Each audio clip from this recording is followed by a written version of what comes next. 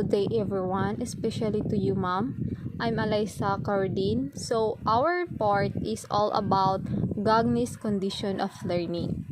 So Robert Gagne was an American educational psychologist best known for his condition of learning.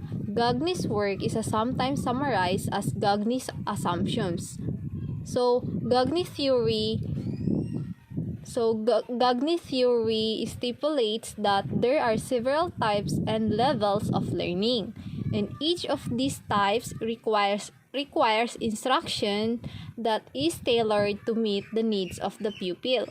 So, in the theory of Gagne specified several different types of learned levels of learning. He states that there are different internal and external conditions are needed for each type of learning, and his theory is called condition of learning. And also Gagne also provide 9 instructions events. Ms. Giapar explained that Gagne theory asserts that there are several different types of level of learning.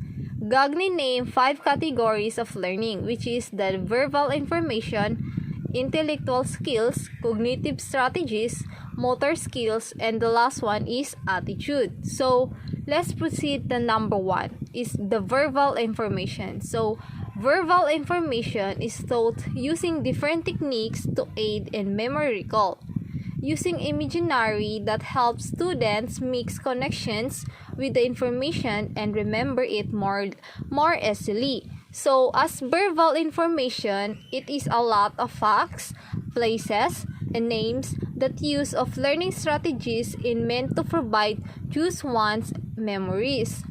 Organizing, elaborate, and rehearsing are always to assess and learning declarative knowledge. So, our number 2 is the intellectual skills. So, the intellectual skills outline is to follow procedure to get things done. There are 5 different levels of learning within the intellectual skills category. These are the discrimination, the concrete concepts, the defined concept, the rules, and the higher order rules or the problem solving. So, in the discrimination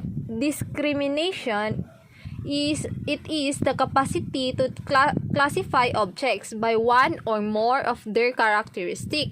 So, example here is of this difference between octopus and squids or alligators or crocodiles. These skills or methods should be repeatedly practiced. The next is the concrete concept. So, these are the capacity to identify objects based on one or more of their unique characteristics, such as the shape or color. Example of this are identifying tomatoes as vegetable or fruit. This concept is more challenging than the discrimination because the learners must outline the main properties of the object. So these skills can be practiced by presenting a variety of unrelated objects to the student and asking them the specific questions about each. So the next one is defined concept. So, defined concept is the capacity to demonstrate understanding about abstract object or event. These skills requires the ability to explain more than the textbook definition of concept. Example of this are the family or a community. Students will explain the idea in relation to their own experience. So these skills can be practiced by asking students to outline all of the information they know about a concept and then have them draw conclusion between the ideas. They could also watch a video or demonstration of concept in a question. So next is the rule.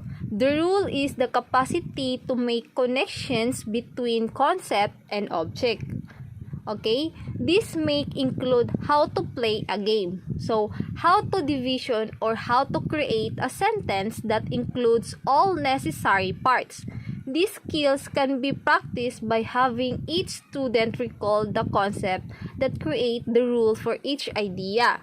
The instruction should be utilize all prompts and strategy in order to clarify share each with the students.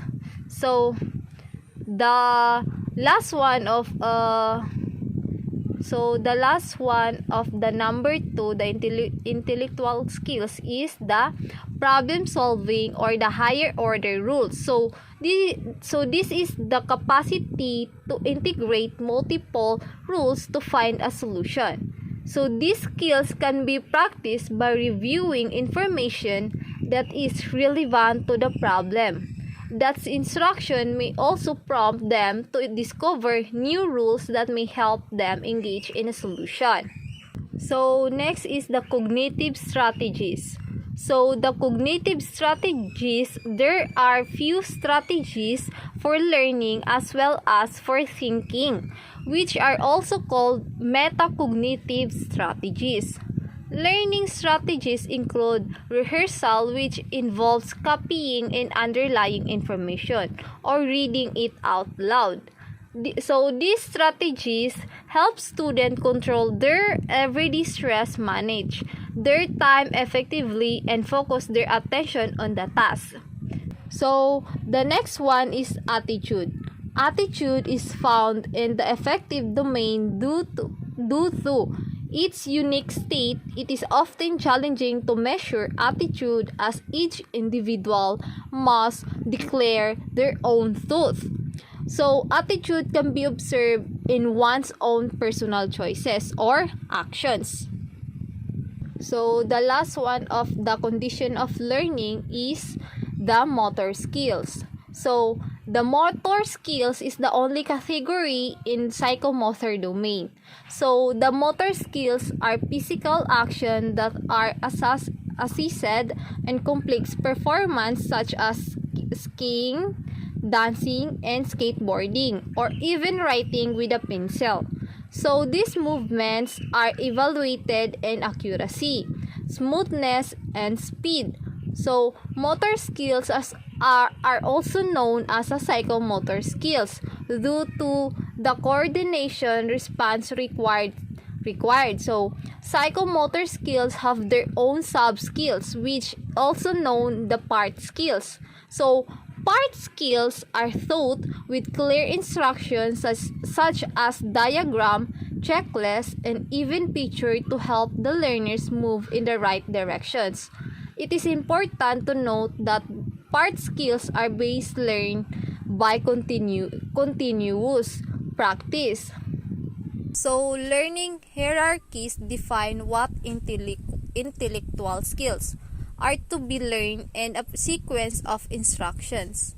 Gagne suggests that learning tasks for intellectual skill can be organized in hierarchy according to complexity, stimulus, recognition, response generation, procedure following, use of terminology, discriminations, concept formation, role application, and problem solving. The primary significance of the hierarchy is to identify prerequisites that should be completed to facilitate learning at each level. Prerequisites are identified by doing a task analysis of a learning. Training task learning hierarchies provide a basis for the sequencing of instruction. That's all my report. Thank you for watching.